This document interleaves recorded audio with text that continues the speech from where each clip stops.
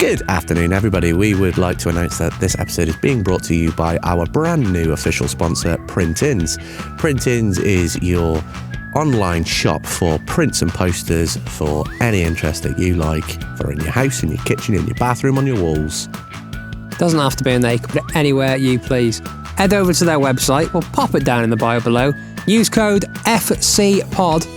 The FC Pod? The FC Pod. Use code the FC Pod. 10% off.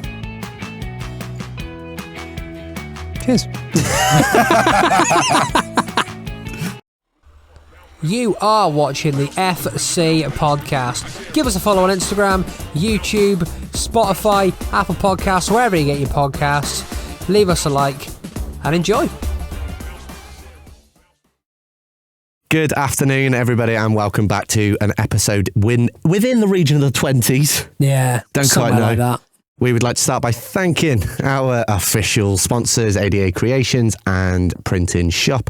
If you want to buy anything from Print-In Shop, use the code TheFCPod for a 10% discount.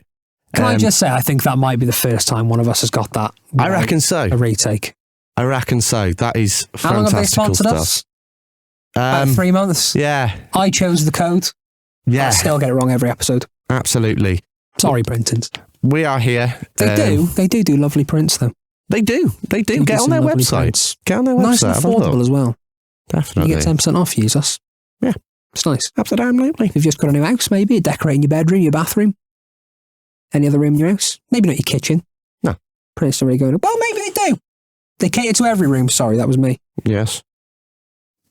So we are here with George Mapp.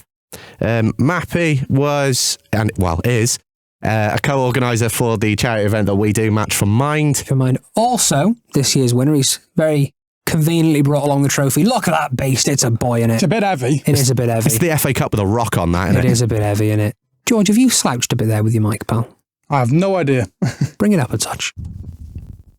Oh, she's perfect. There we go. She's perfect. I'm not natural. Listening to your heartbeat then.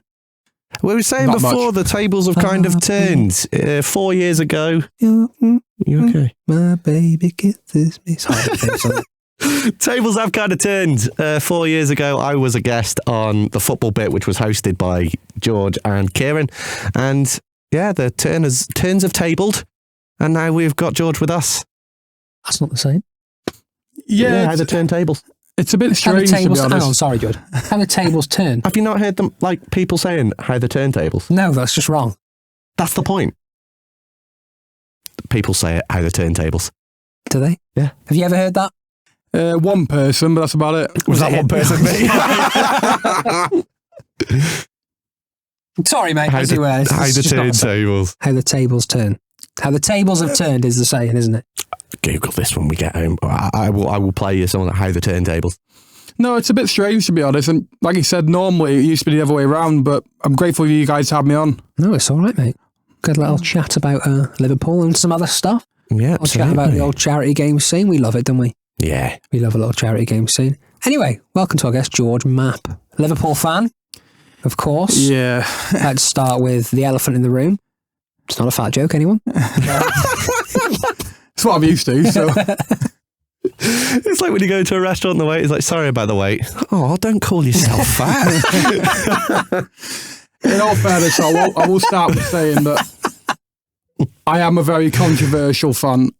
Even if someone's shit, if they play for my team, I will back them till kingdom come. I don't care. Yeah, I'm pretty similar, to be fair. Yeah. Jurgen Klopp, let's talk about that. Let's kick off with Jurgen. No.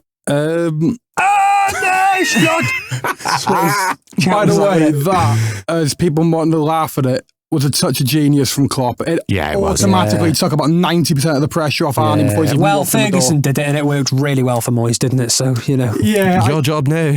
Get behind him.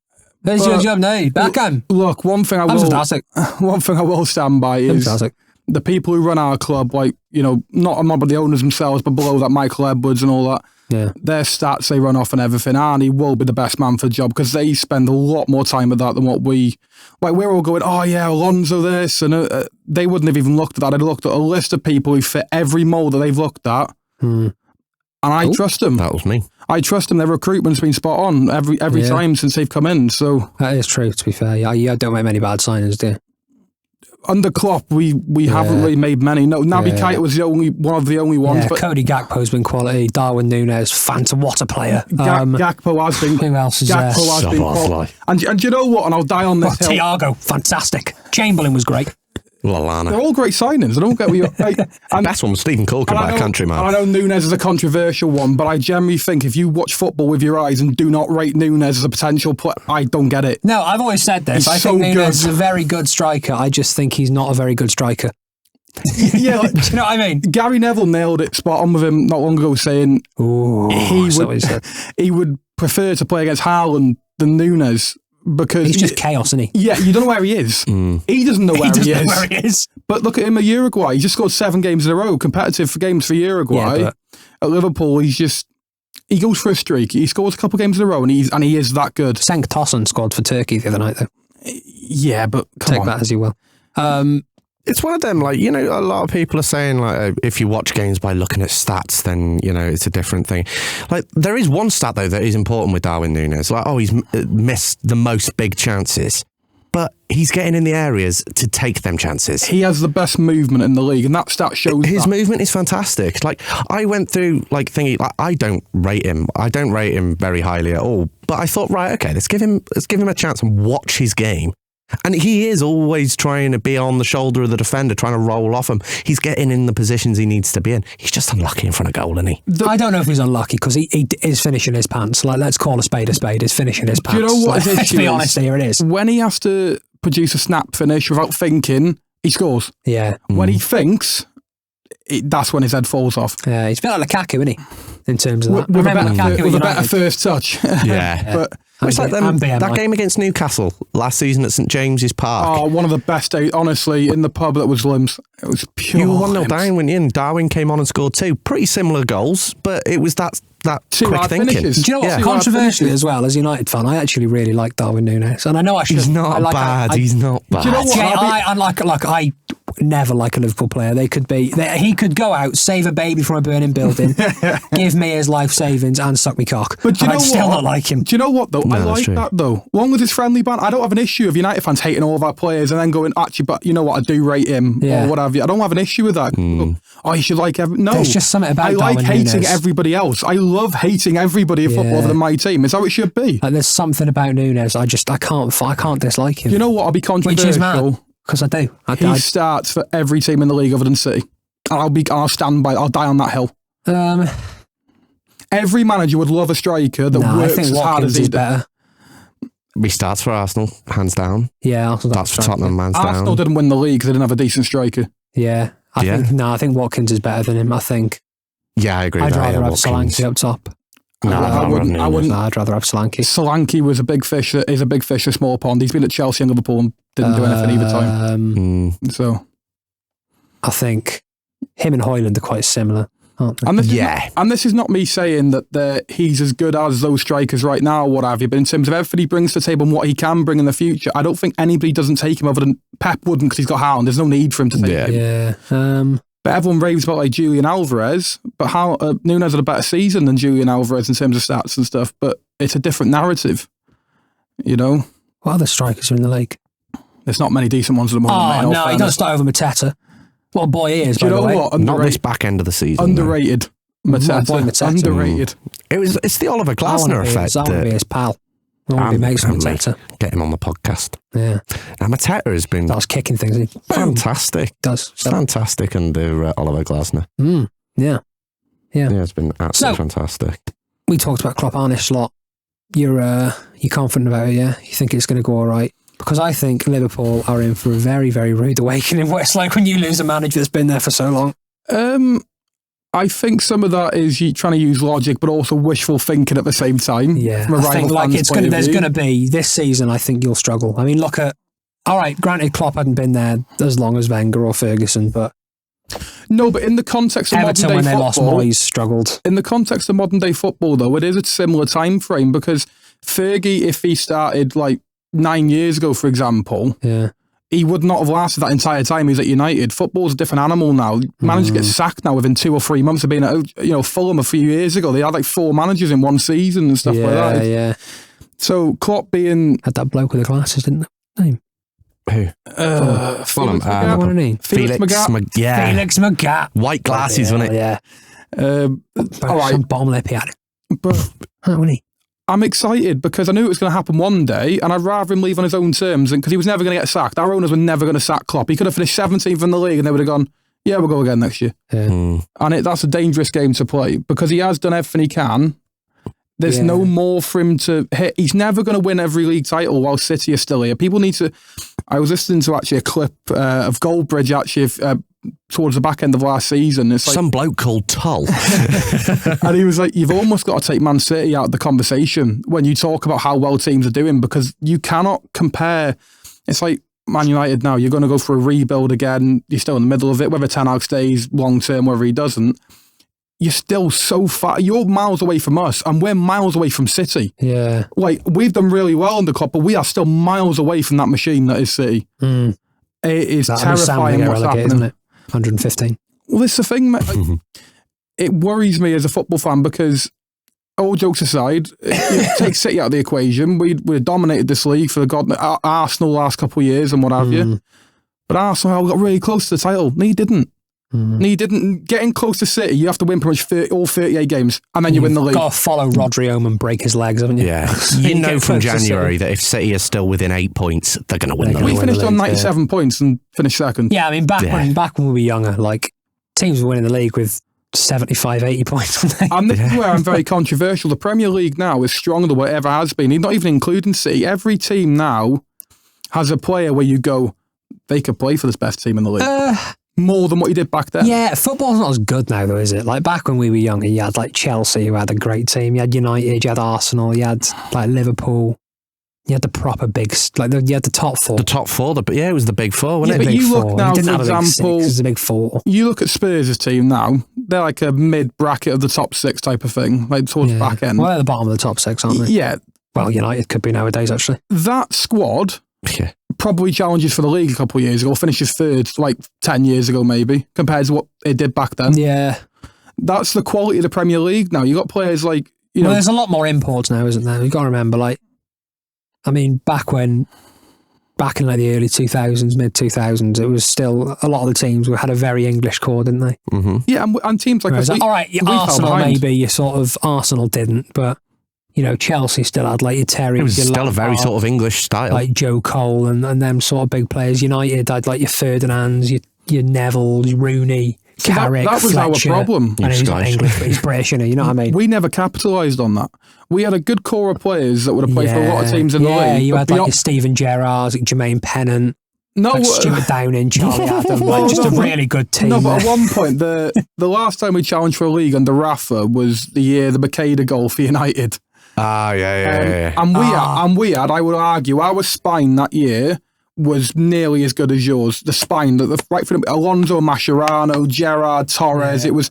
But then beyond that, like Kieran was going to make a joke Fabio Aurelio, Gibril Cisse. This is the problem. Alberto De Senna. Voronin. Hey, he scored at Old Trafford. In the 4-1. Yeah. And against Real Madrid in back-to-back games. So you can't. But then we had... Christian Poulsen. Well, you had players like Giggs starting to play a bit part and what have you, whereas we were bringing on people like Nabil El-Zar. and Albert Riera and stuff like that. Oh my God, Riera. He was the scariest looking bloke ever, wasn't he, Riera? Looked like Quagmire. It looked like Quagmire, a Family Guy. Bolo Zenden. And this is a problem we had. Like, we were trying to make marquee signings before that. It was we've signed Craig Bellamy. Now, I love Craig Bellamy. Yeah. Works hard. I met Craig Bellamy. Nutcase. Lovely bloke. Met Craig Bellamy. But it's not what we wanted at the time. Like, we sold Xavi Alonso. Chubby. I don't care. We sold Xavi Alonso. Respect. And our replacement was going to...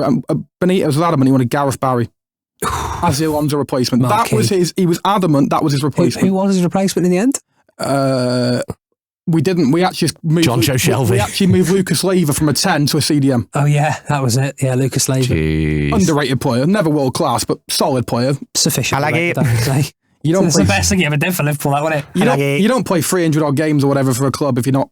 Didn't he win Lazio's Player of the Year because Liverpool fans had demolished a poll? Honestly, we loved him because he was one of those players, he was either winning the ball off you or you're on the floor. It was Yeah. never chasing you. It was, you go past me on the floor. He was like one a of them- Fred. One of them players that was never really amazing, but you just sort of loved. Cult Soft hero. spot. Cult hero. Yeah. Yeah, that's it. Streets won't forget.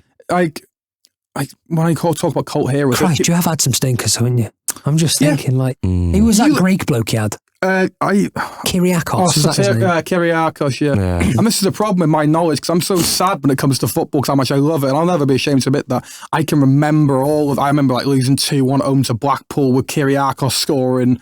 I remember the Roy Hodgson days. I was there for the last game when he got sacked when we lost 1-0 home to Wolves. When Gerrard missed the penalty on purpose. Yeah, No, that was Dalglish, that wasn't it? What? Allegedly. No, that was Hodgson. That was Hodgson. It was Hodgson's second to last game. Oh, yeah. Or it might be his last game away at When Blackburn. he allegedly lost on We were purpose. 3-0 down. Gerrard scored. Then we won a penalty, and then you can see Gerrard's looking over, going, "This is not going to end well if I score." Just a question, right?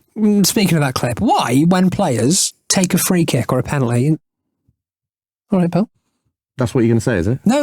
They do this. They stand, the camera's on, and they go... Why do they do that? Why do players do that? I thought you were going to say that they look at the ground, like they blame the ground. Well, they It's do like, as well, yeah. took a When bubble. they It's miss like a something, they're carpet. like... But why do they suck in? They just spat chewing gum out. And they're like, you only get the cold breath after chewing gum. Well, it reminds me of Ronaldo. He was famous for that on a free kick. He used to breathe out and they just hit the wall. He's just calm. Yeah, his free kicks are the most overrated thing of all time, by the way. He scored one every disagree. 60. Taylor Swift Sorry. Agreed. is more overrated. Wow.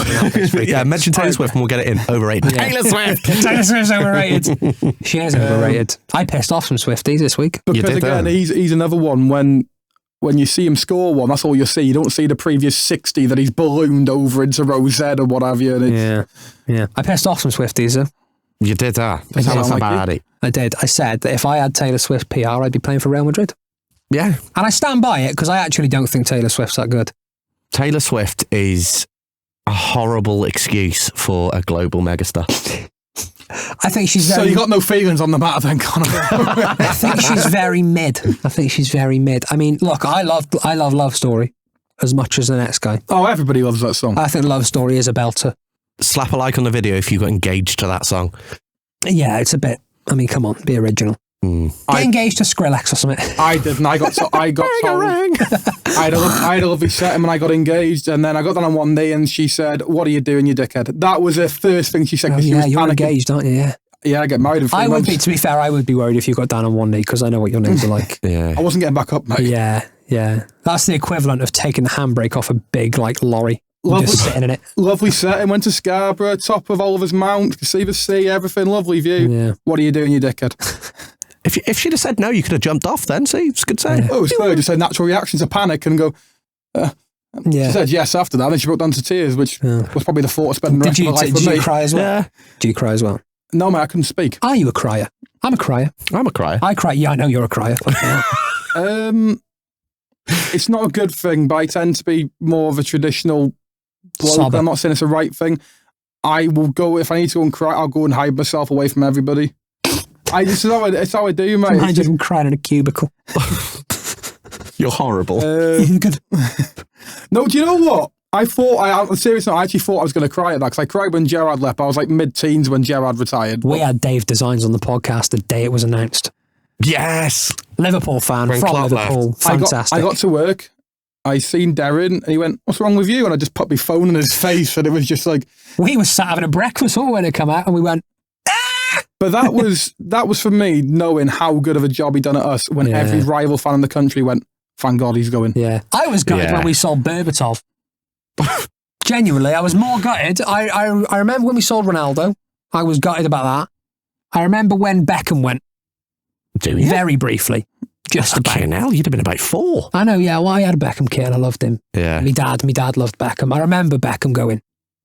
And I remember being not gutted, but I remember going, oh, shit, Beckham's going. Everyone knew Beckham. Now It was I'm like going to go and the chew some mud. Who was your first heartbreak then? The one that first got you? Was it Berbatov? Because mine was Torres. Oh, my first United heartbreak was... When Torres left, mate, I was devastated because he was the epitome. Every young Liverpool fan at the time wanted to be him. Everyone wanted to wear the same boots, wanted the headband with long hair. He was trendsetter, that Torres, before his hamstrings fell apart. Yeah, I think it probably was Ronaldo, my first heartbreak at United. Oh, I don't know. Oh, my word. That was really horrible. Did you hear that as well?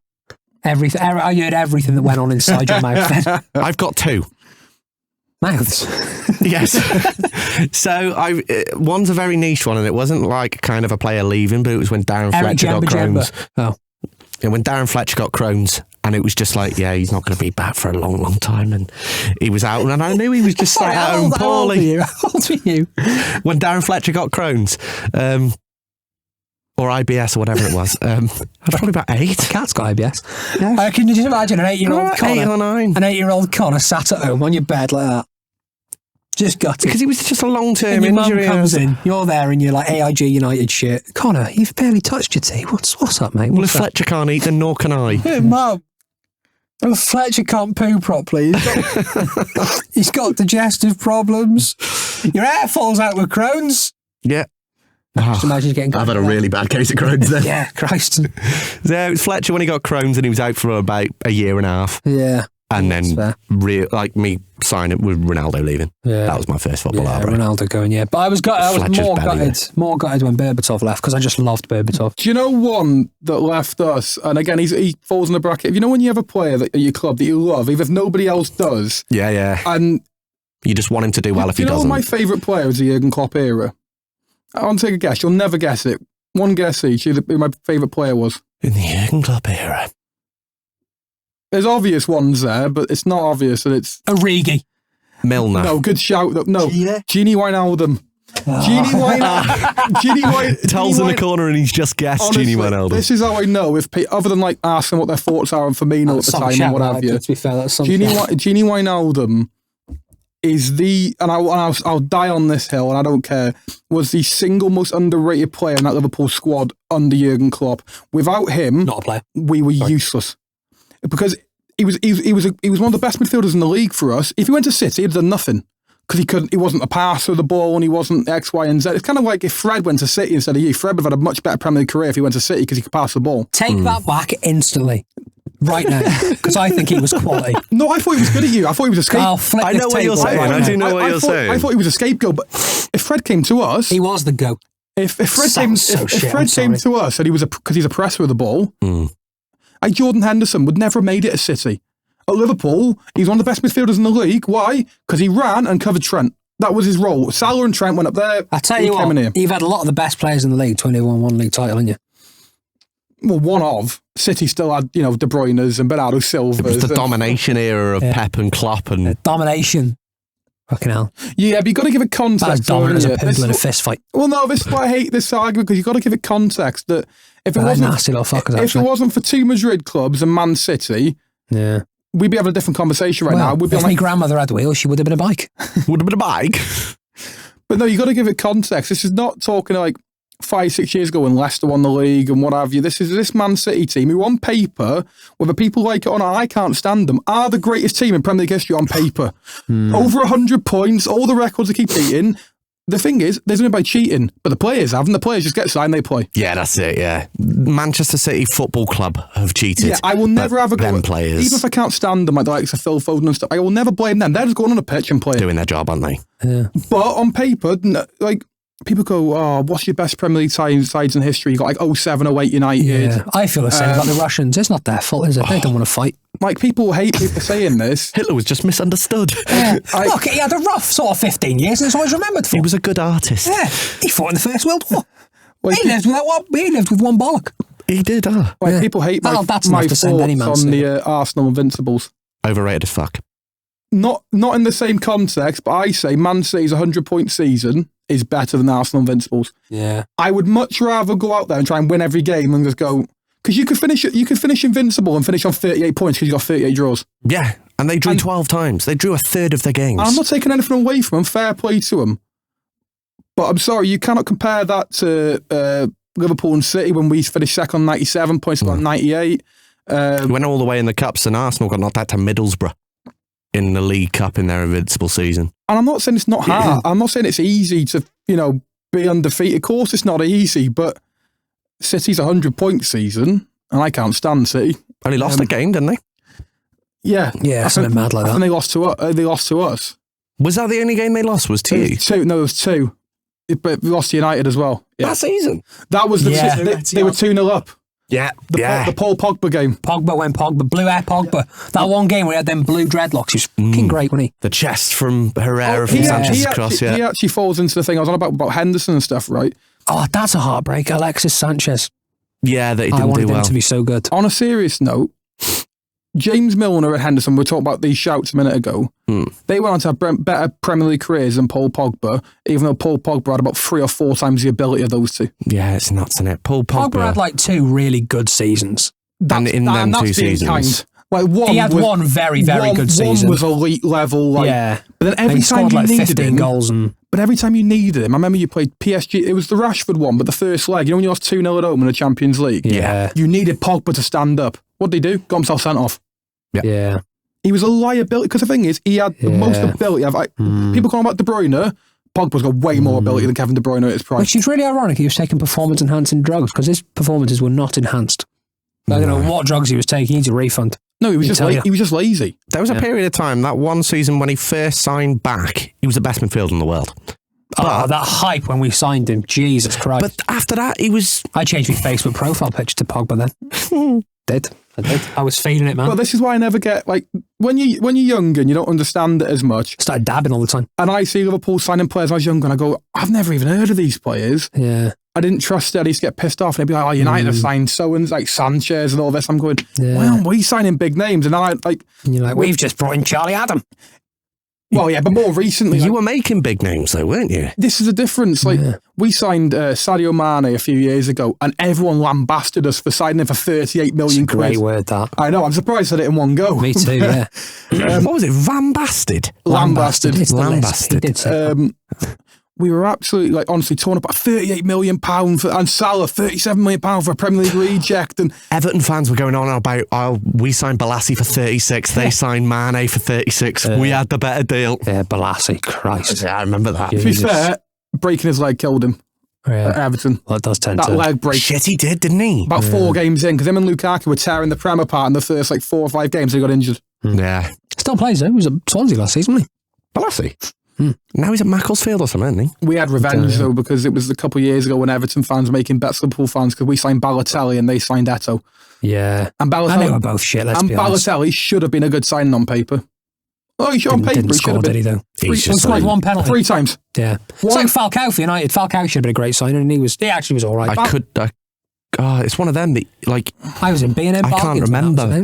Like, Balotelli just didn't play for Liverpool. It's nuts. You did forget, didn't you? He scored against... he scored 3 goals, I could name them all.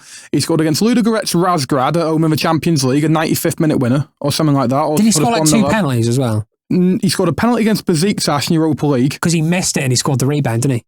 No, that was a different one where he wasn't... they changed taker after he missed the first one. Can't remember who that was playing against. And I thought he scored the rebound. No, and he scored a winner against Spurs. Wow. And he didn't celebrate, and that's where the famous quote came from. The mailman one. A postman doesn't celebrate when he posts your mail. Yeah. Wow. Nuts, That's some elite football knowledge there, mate. 1 Premier League assist as well from Balotelli. Yeah. The only ever assist for Sergio Aguero's winning goal. Fucking in the single greatest moment of Premier League. Christ. I'll always remember the way Phil Jones looked after that, and that's how I felt. But Phil Jones looked... Yeah, his hair was fucking all over the place. His shirt was off. He was bright red, and he looked like he'd been hit by a train. That's how I felt. No one has ever experienced heartbreak like Manchester United fans did that day. Oh, it was bad. That will... bad. No one will ever come close to...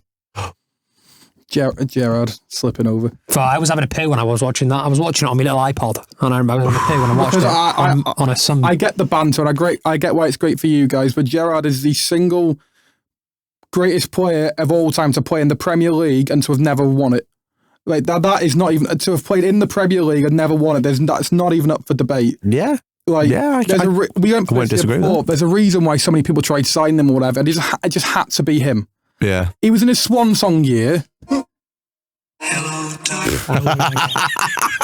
It's going to get taken down if I play too much of that. I've come to talk with you again.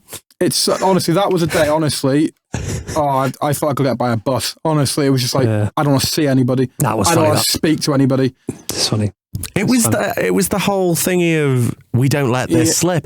The script couldn't have been written any better. It was so good, man. I mean, you could get highest paid Hollywood film director. And do you know what was And he worse couldn't at the script time? that. And do you know what was worse at the time? Because it was your first season, The Moyes, that was, and you were awful. Oh, we were really shit. Yeah. And we, and Liverpool fans ourselves, we just generally thought this was our one chance now. We'll go back to being mediocre. We're not doing anything.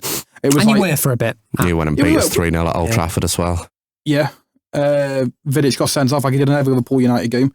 Right, mad narrative here. Mad narrative. Know exactly what you're going to say. He didn't. No, he didn't. But in big, it's like the whole narrative. He always got bitched by Torres. He didn't. He 4 didn't. goals Torres scored Well- past him in 15 games. And I will- Rashford scored 7 past Van Dijk. You know what? Who's falling down the stairs? He got too angry then.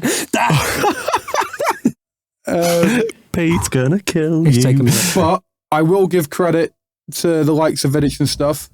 You leave that microphone out. They are all defenders like that, the ones who get put on this pedestal, like him, your Terrys and all that, are very lucky that social media wasn't as high back then. Because Terriers. Even arrested if it was. Snapchat map locations would have been enough to ruin his marriage before he even got this is ruined. the problem now. You look at social media is the best thing in the world, but the worst thing in the world, because you look at Van Dijk's a great example of this. If he even breathes in the wrong direction, Twitter's on it. Yeah. Van Dijk has Do you know what Howler. that reminds me of? Taylor Swift. If she does anything, she even farts, everyone's like, oh God, look how good that is. when we broke up the first time. But genuinely, we'll stop talking about this in a minute. But like, I've been on Twitter and stuff. She's on this tour, isn't she? Everything is like, they literally lose their shit over anything she does. And she is not that good. Let it go. Follow someone good. Are you all right now? Like, take that. Like, take that. Oh, Bublé. Get a bit of Bublé Like down a bit here. of bubble. Yeah. Birds flying high, You know how I feel. sun in the sky. You know how I feel. And where's I this love going? Freedom! Right, George, let's finish off on a little game of Desert Island Kicks. You were here for the last one. If you've never played it, why would you have played it? You've not been on the podcast before. Cheers. You're on a desert island. You take 4 things. You take a player, a snack, a game, and a shirt. Little Joyzy. Yeah, jersey. You're taking a jersey with you. Forget about it.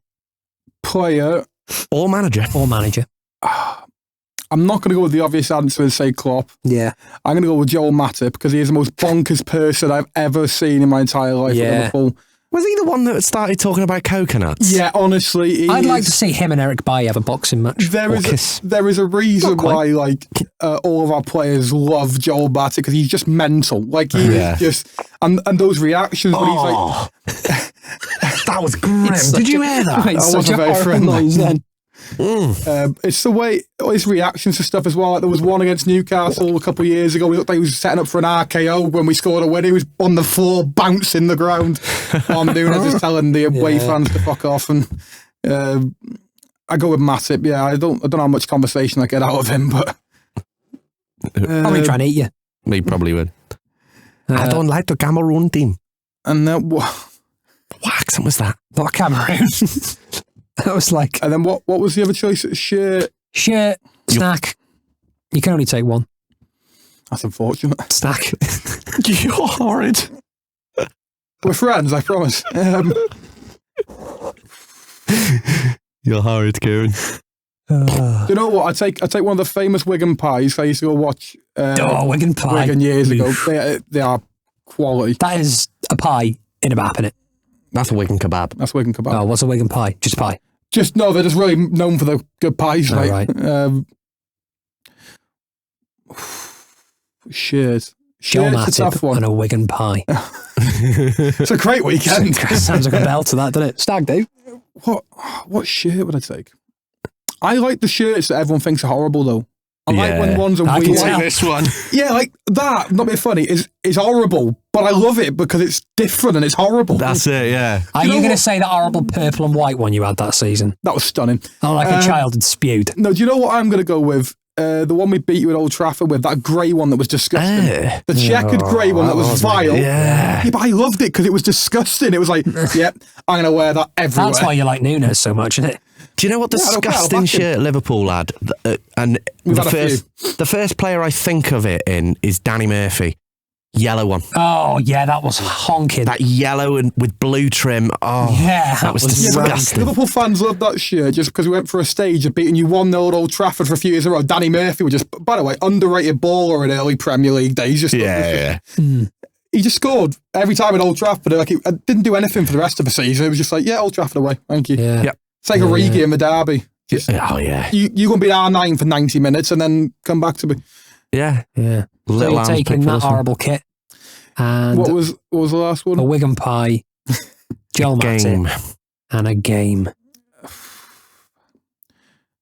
would say jumpers for goalposts, but that's a bit too retro. That. Yeah, that is a bit collage. What, literally take 2 jumpers and... 2 jumpers and I mean, to be fair, you are the first person that said you're on a desert island and you've got, no, we should definitely take a jumper.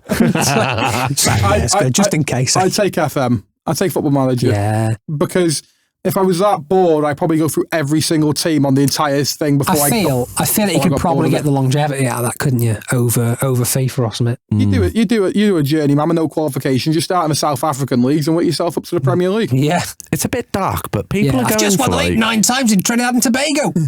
Come on. People are going for like longevity games on this desert island. You're going to die of dehydration before that, don't you think? Dartboard was a good shout. There's a bar. It was a good shout, yeah. Dartboard was a good show. Yeah, I rate that. Well, anything else you want to add, gentlemen? Should we have a pint? Yeah, I'd like a pint. Yeah, let's go have a pint. I'd like alcohol. Yeah. Alcohol. Thank you very much, George, for coming on. You're welcome. I do chat a lot of shit. Make sure you come again. Thoroughly enjoyed this episode, actually. It's been good. Where can everyone find you? You're a little bit of a Twitch boy at the minute, aren't you? Where can they find you? Yeah, a little bit. It's Mappy2903 on Twitch. What's the meaning behind the numbers? That's me birth numbers. I'm very original. That's the one thing I struggle with the most. Wait, 03? 2903, yeah, March, not 2003. I was No, going to say, if you were born in no. 2003, fucking hell, mate. No, I'm 25 now, mate. Jeez, where's your paper route? So he was born on the 290th of March. Yeah. No, that's the one thing I struggle with the most. Names, mate. Yeah. With that stuff. It's all right, Len. You'll get there someday. I couldn't even tell you what my Instagram is. If I'm being honest. I'm sure Kieran and Connor will drop it. We'll stick it in the bio. Yeah. Yeah. We will. Same as always, find me on Kieran_D21 every Monday night on the radio. Thank you very much to ADA Creations and Print-ins for making this episode possible. You're very kind. Thank you very much. You're very kind. Very kind. If you want to buy anything at Print-ins, use the discount code TheFCPod for 10% off. If you want to find me... There. It's there. See, it's there. Yeah, it's there. right, Look, it's right there. Get out of the way. If you want to find me, Talksford on TikTok, Instagram, Connorford165. Then you got the podcast pages, Instagram, YouTube, Spotify, Instagram, wherever you find your socially media-y thingies. Yeah. I think the word you're looking for is podcast. Yeah, Stay podcasts. safe. Yeah, that's a handy word. Don't listen to Taylor Swift. And any more United. pearl of wisdom you want to put in there? Yeah, I hope England get knocked out of the Euros. And it's better to come in the sink than to sink in the cum. In the cum. Stay safe and have a blast, guys.